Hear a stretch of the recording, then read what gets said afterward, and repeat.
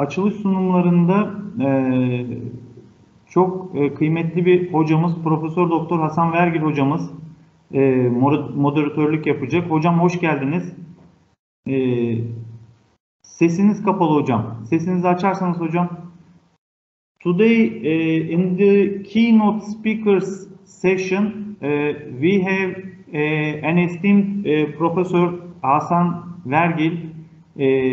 He is with us. He will be the moderator in the keynote speakers session, and this part will start with the speech of Professor Laura Diaconou Maxim, Cuzo University of Iași. Then we have Asathan Islam from Ibn Haldun University. Next we have Dr. Naim Nawaz. He is from the Finance Division of the Government of Pakistan. And then Professor Hasan Vergil will also present us a paper titled as Turkey's Economic Growth. Now I give the chair to Professor Hasan Vergil. Okay. Thank you. Özgür Hocam.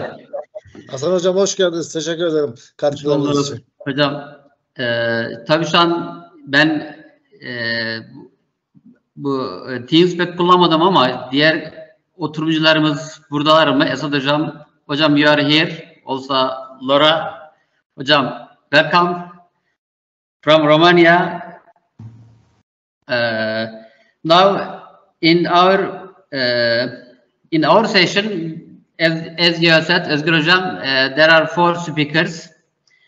Inshallah, I didn't see Naim, Dr. Naim from Pakistan. I hope he is going to join us later. Okay. But right now, let's start with Professor Laura Diaconou Maxim. Sorry for my, I don't know how it is pronounced, but the topics are from different areas. I hope it's going to be beneficial to all of us. And let's start from Dr. Laura Diaconou. Floor is yours. I am planning to give you each of us, actually I am also a speaker in this session. I am going to give each of us 15 minutes for presentation and 5 minutes for question and answers. I hope it's good for all of us. Then we can extend our discussions. I hope it's going to be a very good and scientific discussion for all of us, for all listeners in this session. Yes, Dr. Laura, yeah, floor is yours. Yeah, you have 15 minutes right now, and we are going to continue in this way. Thank you, sir. Thank you so much. You pronounced perfectly my name. Dear hosts, dear guests, I am truly honored, as I said before, to take part in this prestigious event, and more than that, to have an opening speech. I thank very much to the organizer, and particularly to Professor Kan Saidogan for the invitation. I'll try to present my paper in 15 minutes. I knew that I have 30, but I'll try to be as shorter as I can. Please let me know if you can see it. We can see it. Okay, so yeah, I'll try to make a slideshow now. Okay, so the paper I'm going to present is entitled Foreign Direct Investments Inflows, Development and Export Upgrading, and the focus will be on the emerging economies. Why this paper? Because I don't know if it's okay, yeah. Because one of the major macroeconomic consequences of globalization was the rapid rise in the international trade flows. So the benefits of increased movements of goods and services across international borders were reflected in the fast and sustained economic growth, especially in the developing countries. In this context, a vivid academic debate regarding the type and quality of export has emerged. While a part of the researchers argued that foreign direct investments has facilitated the transfer of the productivity enhancing techniques and knowledge from industrialized to developing nations. Others mention that in certain economies, foreign investors have lowered the terms of trade. This subject is still under discussion even nowadays because it is considered, especially in the case of the developing states, that the long-term economic growth largely depends not on how much it is exported, but on what it is exported. Several studies put a great emphasis on the positive consequences of trade, underlying that the benefits are derived from the increase in the amount of new products, especially those located at the higher end of the quality spectrum. Such products have become an important driving force in enhancing global trade quality. Since many of the higher value manufactured exports were among the top 10 exported goods in 2014 in countries such as Thailand, some authors consider that foreign direct investments helped this country upgrade the export portfolio. The same idea was found in other studies who added that in the case of Thailand, for example, and subsequently in other South Asian states such as Indonesia, Vietnam, or Japanese, the foreign direct investments inflows had a large contribution, being export-oriented and clustered in electronics value chain. Yet some other analysts supported the idea that, due to the weak innovation ability, developing countries have an inappropriate industrial structure. Therefore, in the case of the sample investigated by them, the high volume of exports is accompanied by low-quality products, leading to the so-called low-end locking dilemma. Since high-quality products require more highly skilled workers in the production process, one possible explanation could be related to the fact that developing states specialize in less skill-intensive products due to the abilities shortage. Another possible explanation can be found in the fact that the intellectual property rights protection mediates the relationship between foreign direct investments and the quality of the exports. Since the system aimed at protecting the intellectual property rights is poor in developing states, the uncertain business environment may discourage the investors that might become reluctant to taking risky decisions. So, taking into account all these aspects, we do consider relevant to investigate the impact of the foreign direct investments inflows and human development on export upgrading in emerging economies, and we focused, as I said before, on 11 European emerging economies and analyzed them between 1995 and 2014. Therefore, two specific research objectives can be attributed to our study. The first one consists in analyze the role played by the attracted foreign direct investments into the considered states in improving the quality of the exports. And the second specific objective is to identify whether human development has a significant contribution to the improvements of the exported goods and services in the analyzed countries.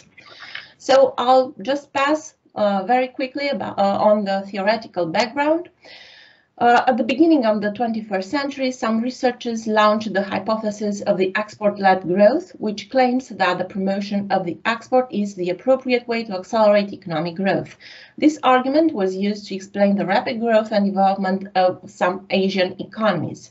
Yet some authors mentioned that the importance of the export composition for economic growth and development. In this context, those countries that put a great emphasis on the exportation of more sophisticated goods have the chance to grow and develop faster. In the case of the developing states, the exportation of the sophisticated good, or the so-called export upgrading, was considered a Herculean task, taking into account the required resources, especially human, but also financial. Since foreign investments are one of the best options to improve both human and financial resources, it is not surprising to find out that competition among governments to attract foreign direct investments has increased during the last 3 decades.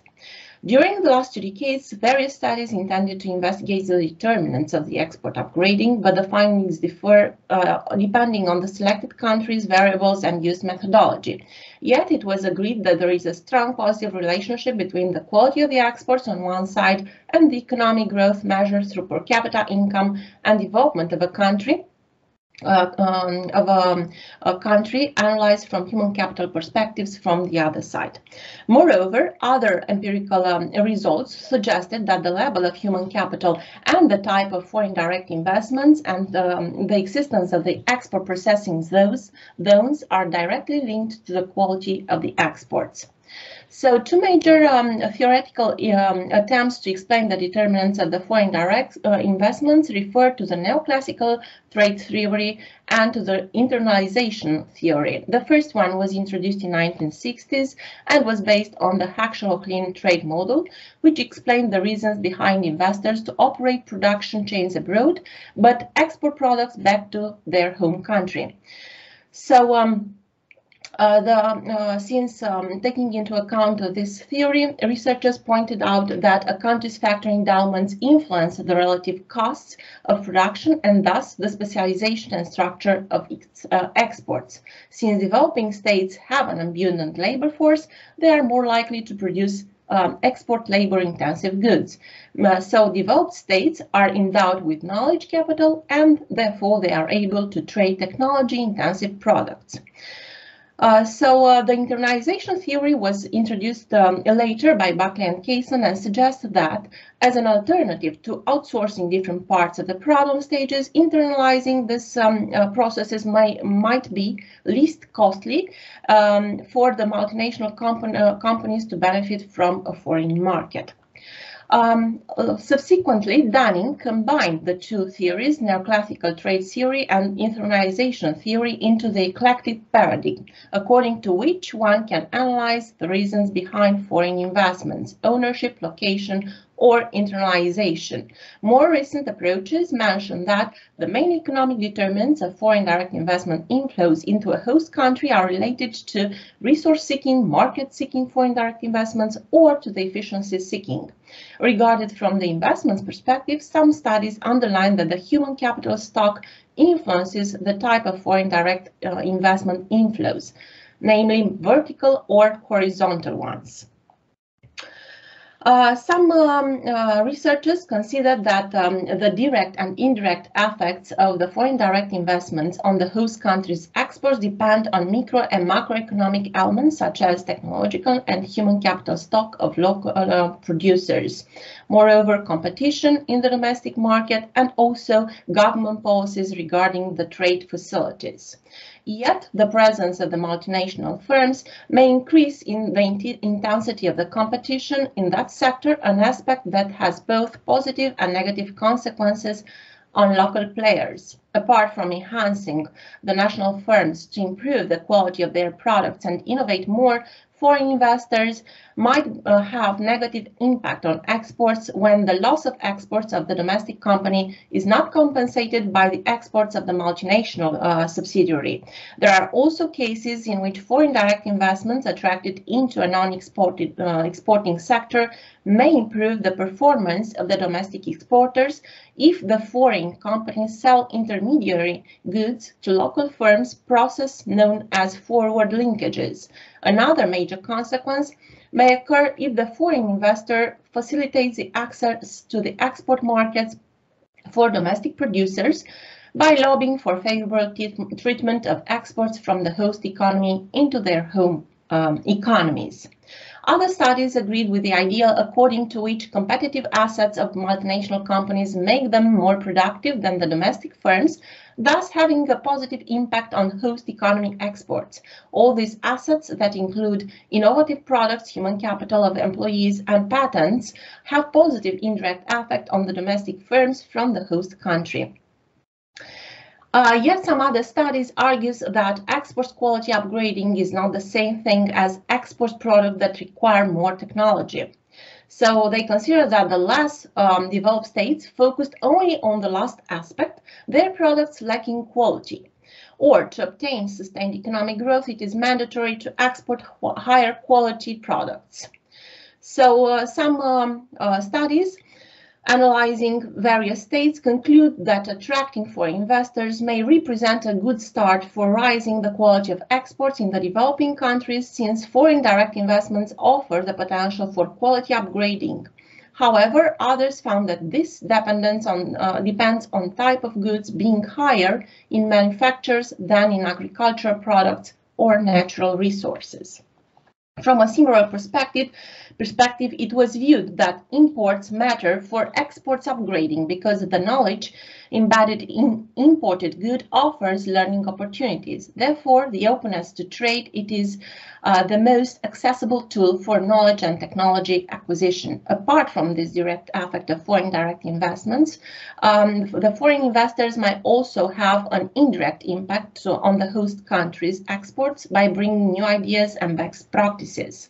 The spillovers impact of foreign direct investments on domestic firms' level of innovation could be divided into horizontal and vertical spillovers. So having said all this, as mentioned before, the purpose of this paper is to present the effects of foreign direct investment inflows and human development on export upgrading in a sample on 11 new emerging economies. We have chosen these countries because they experienced a significant institutional and economic transformation in the context of the transition to a market economy and of the European Union membership negotiation. In turn, they attracted the foreign direct investment inflows and experienced improvements in human development. So, regarding the data, the export upgrading, we know that is important for the economic performance of the countries. So in the econometric analysis, the export upgrading was represented by the unique export quality index of International Monetary Fund. The methodology of export quality index was based on unit values and included the export quality indicators for over 800 export products. The foreign direct investment inflows was proxied by foreign direct investment net inflows offered by World Bank. The human development was proxied by Human Development Index from United Nations Development Programme, and the index is a geometric mean of normalized indices for long and healthy life, knowledge, and living standard. So here is a brief summary of the data. And as mentioned before, the 11 countries that were taken into account were Bulgaria, Croatia, Czech Republic, Estonia, Hungary, Latvia, Lithuania, Poland, Romania, Slovakia, and Slovenia. And the econometric approach included two analyses: causality analysis to measure the short-run interaction between variables, and the co-integration analysis to identify the long-run interaction among the series. The co-integration coefficients were determined with the help of the augmented mean group estimator by taking into account the heterogeneity and cross-sectional dependence. And the test consequences are shown in this table. So the panel co-integration coefficients revealed that human development positively affected the export upgrading, but foreign direct investment inflows had no significant impacts on the export upgrading.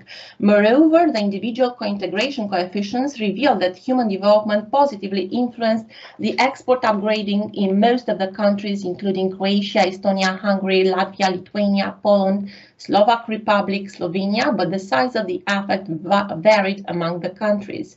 Furthermore, while the foreign investments inflows positively influenced the export upgrading only in Croatia, they negatively impact the export upgrading in Hungary and Poland, but the size of the effects was too small to be considered. These results, of course, differ from the findings of other studies, and I'll not insist on that. However, it should be mentioned that the share of the medium and high-tech goods in the structure of the national production in Poland, but also in Czech Republic, Slovakia, and Hungary is below the European Union average. That is why positive impact of foreign direct investments on the structure and dynamics of their international trade can only be achieved if the transition to a knowledge-based economy of the countries will be continued, which might lead to an increase in the share of high-tech industry in the national production. The positive relationship between both foreign direct investments and human development on export upgrading in the case of Croatia can be related to the fact that foreign direct investment inflows into these new European Union countries created a high level of competitive advantage, which spread to the local producers, a fact that did not occur in the rest of the analyzed states. This allowed Croatian exporters to shift from low technology towards high technology intensive industries. Even from the pre-European Union adhesion period, Croatia benefited from technological spillovers generated by the foreign investors. Actually, the resulting technological improvements, together with a high level of human development, which enhanced the innovations, played a key role in raising the relative quality of the exports. The causal interaction between export quality, foreign direct investment inflows, and human development in the country was analyzed by using the causality test. So first of all, the causal relationship between foreign direct investment inflows and the export upgrading was tested, and the results revealed a unilateral causality from foreign direct investment inflows to export upgrading in Estonia and Slovakia, and two-way causality between two variables in Bulgaria. These different findings of the level of the entire sample might be explained through the fact that the official statistics of the foreign direct investment inflows might be misleading. They may include the capital inflows of local owners that want to hide their identity, and for that, the investments are returning back into the home countries in terms of foreign direct investments. Secondly, the causal relationship between human development and export upgrading was analyzed, and the results revealed a bilateral causality between the two series in Bulgaria, and a one-way causality from human development to export upgrading only in Estonia, and the one-way causality from export quality to human development in Latvia and Romania. Finally, the causal relationship between human development and foreign direct investment inflows was tested, and the results revealed no significant short-run connection between foreign direct investment inflows and human development in the all analyzed sample. This finding is not surprising, considering the fact that the positive effects of education can be seen, especially on the long run. Many researchers argued, with examples brought from the cases of the Asian states, that there is a bilateral causality between foreign direct investments and the human development in the host countries. Some analysts noticed on one side that better educated individuals were the prime candidates for employment in the export processing zones of several countries. On the other side, the educational attainment of workers in these areas has changed dramatically over time, which is associated with the improvements in school enrollment in the host countries. Moreover, the foreign investors offered job trainings for the local employees, which also contributed to the increase in the stock of human capital in the host countries. So our results to some extent differ from other studies, but I'll not go deeper into these details, and I'll pass to the conclusions because the time is running. So as noticed in other studies, foreign direct investment inflows can contribute not only to a higher volume of exports, but also to improving their value, since multinational companies have better knowledge, superior technology, and more connections with the supply chain of the parent firm than the local companies. Meanwhile, the spillover effect generated by the multinational activity can have a positive impact on the productivity of the domestic firms, not only by improving their technological process and assets, but also by increasing their stock of human capital. Therefore, better trained people with superior knowledge and abilities with improved methods of production can obtain higher quality goods and services, which can upgrade the exports of the foreign direct investments host country. The results of our study, conducted on 11 European emerging economies, revealed that while the human development positively influenced the export upgrading in almost all the analyzed states, the foreign direct investment inflows had an impact only in a few countries, the size of the effect varying between them. Moreover, we found that there is no significant short-run connection between foreign direct investment inflows and human development in the analyzed sample. Our results, of course, have important implications for the policymakers, not only in the investigated countries, but also in other transition economies. First of all, our results support the idea according to which there is a positive relationship between the level of the skills and ability of a country and the structure of its exports. Secondly, since our findings showed that foreign direct investments had a positive effect on the export upgrading, especially in the newer European Union members, it might be assumed that the amount of the foreign direct investment stock accumulated over time does not have an impact on the export's quality. These results might be encouraging for the policymakers of the countries that have more recently joined the European Union, or to the countries that are intending to join the European Union. They can enhance foreign direct investment inflows by designing appropriate measures and policies, such as skills upgrading, tax reforms, financial deepening, and investment promotion. And why I said countries that intend to join European Union, because here I referred also to the case of Turkey, and even though it wasn't included in my sample, I studied a little bit the case of Turkey, and some policy recommendation for Turkey would be to continue to provide tax incentives and financial subsidies in order to attract multinational companies, to guarantee a host environment that is predictable and transparent, and to exercise activity with regard to the foreign direct investment projects. That's why here interferes the Invest in Turkey governmental agency that has the role not only to promote and support foreign direct investments, but also to safeguard against abuses of the multinational companies seeking to reduce the production cost at the expense of the Turkish society and environment. Moreover, policymakers should look beyond the economic gains of the foreign direct investments and consider potentially detrimental environmental impact. So they should maybe revise the contracted incentive from time to time to balance the national direct investment portfolio, so to attract foreign direct investments from multinational companies from a broad range of origins, protecting Turkey from unforeseen economic downturns and regional political issues. And moreover, the government policy could favor the foreign direct investment that take the form of the joint venture in order to encourage the beneficial linkages and to mitigate the risk by maintaining a prudent degree of local control.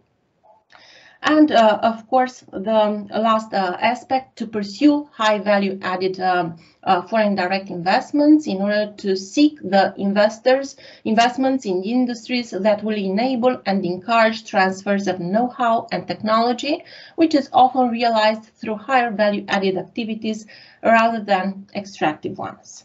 So thank you very much for your attention. I hope I managed to fix my presentation in a decent time. I'm sure that I surpassed 15 minutes, and I'm sorry for that. Thank you very much. No problem. Thank you, Professor Laura. Your paper is very good. It's very technical. It's also very good policy recommendations. I hope policymakers are going to use those policy recommendations. Now, is there any question from listeners? If there is any question, yeah, we can take their questions. Otherwise, we are going to start with the next speaker, Professor Dr. Esat. Is there any question from listeners? Yes, Ayşe Yılmaz. I don't know. How can I? Yeah, if you can speak, you can start. You can ask your question.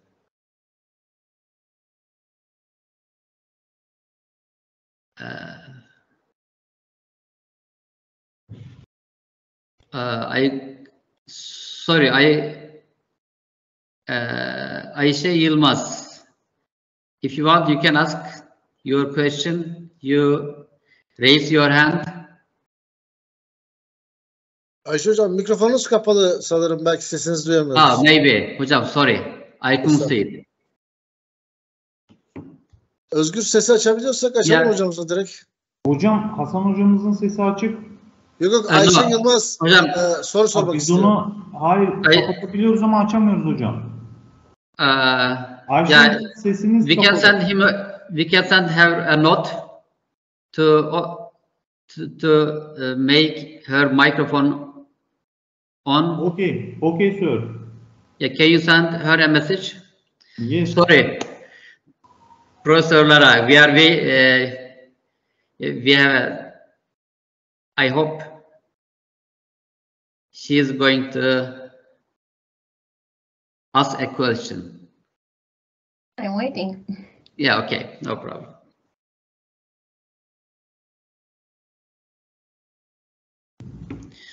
So, by the way, Hocam, did you compare your results with the other previous studies? I mean, you got some important results. For example, human development has positive impact on export upgrading. Did you check the results for other countries? Because these conclusions are specific to these 11 countries, right?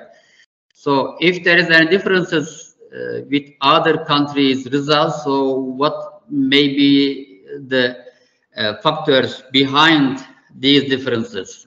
Did you check the other previous literature? Yeah. So yes, as I said, I intended to conduct the study, especially on emerging economies, because I wanted to see how they are impacted what is the influence between the inflows of foreign direct investment inflows, human development, and the export upgrading. Of course, I compared them. I tried to compare with similar situations from Asian economies, for example, because I want to make comparisons between between similar countries from the point of view of economic development. So regarding the Asian economies, I can say that I also noticed that there was a positive impact of human development on export upgrading, meaning the quality of the products that were exported, especially in some cases, as I mentioned before, for example, in Thailand, it was a similar situation. In Indonesia, in Vietnam, I found similar results. Okay. Sir, Miss Yılmaz went offline. We cannot reach her. We cannot reach Miss Ayşe Yılmaz. Miss Yılmaz phone. Okay, hocam. Okay, let's start with other speaker. Thank you very much. Thank you so much. Professor Lara. Thank you. I hope we are going to meet face to face in other meetings.